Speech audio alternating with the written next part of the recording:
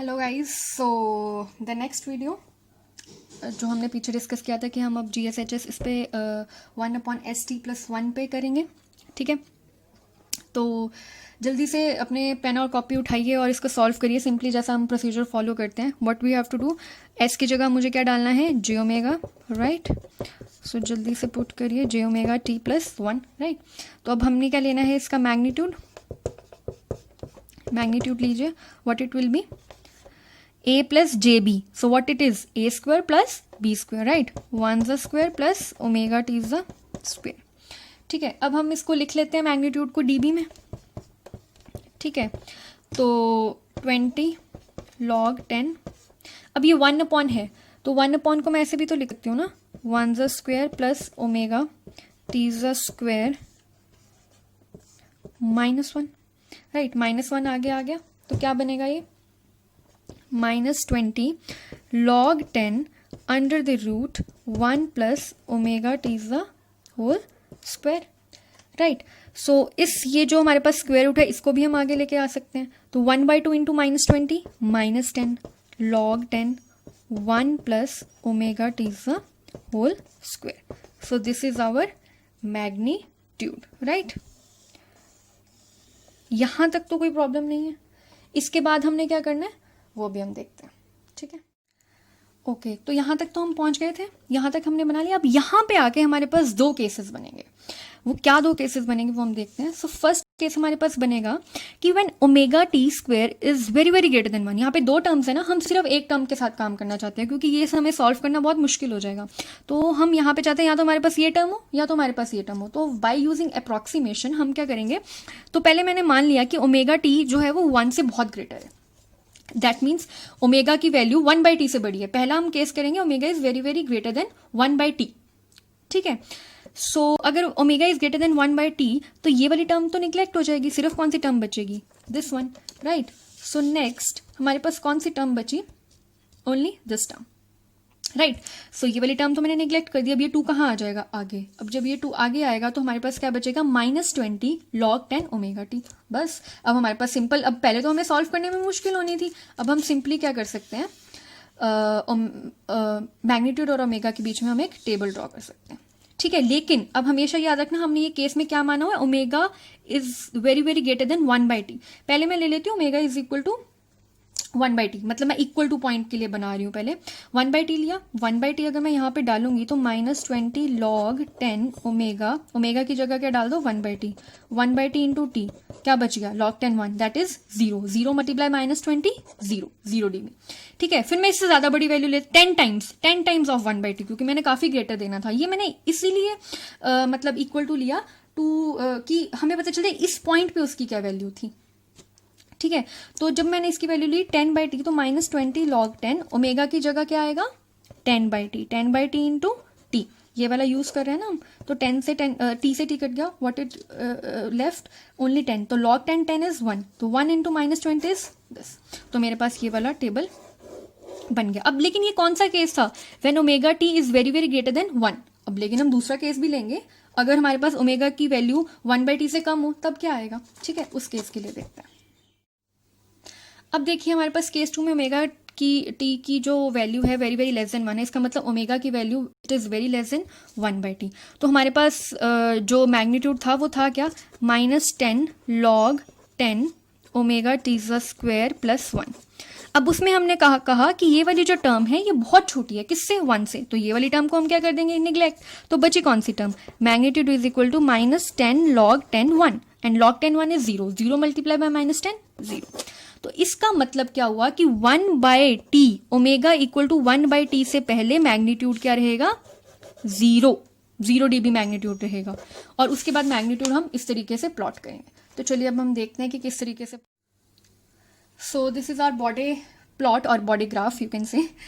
तो इसके लिए हमने क्या देखा था कि ओमेगा की वैल्यू 1/t से पहले मैग्नीट्यूड क्या था, 0। अभी हम पीछे देखे हटे ना, राइट, कि ओमेगा की वैल्यू 1/t से जब कम थी तो मैग्नीट्यूड क्या था, 0। वही हम यहाँ पे पुट करेंगे। ठीक है, ओमेगा की टी 1/2 से t से पहले मैग्नीट्यूड क्या था, 0 dB। ठीक है, उसके बाद का हमने लिखा हुआ है और 1/t पे उसका मैग्नीट्यूड 0 है, बहुत अच्छी बात है। तो 10/t पे उसका मैग्नीट्यूड क्या है, -20। 10/t पे क्या है, -20। तो एक ये पॉइंट है, ये पॉइंट है, अब इस पॉइंट को आप ज्वाइन कर दो सिंपली। तो ये हमारा क्या बन गया ग्राफ, किसके लिए, when GS HS is equal to 1/ST + 1 के लिए।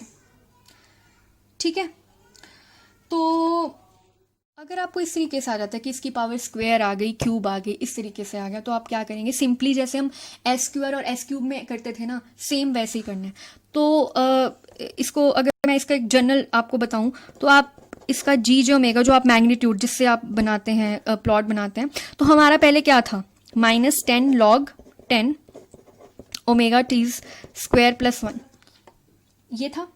ठीक है, तो जब इसकी पावर 1 थी तो मैंने -10 को किससे मल्टीप्लाई किया था, 1 से। अब इसकी पावर क्या है, n, तो आप -10 n log 10 omega T square + 1।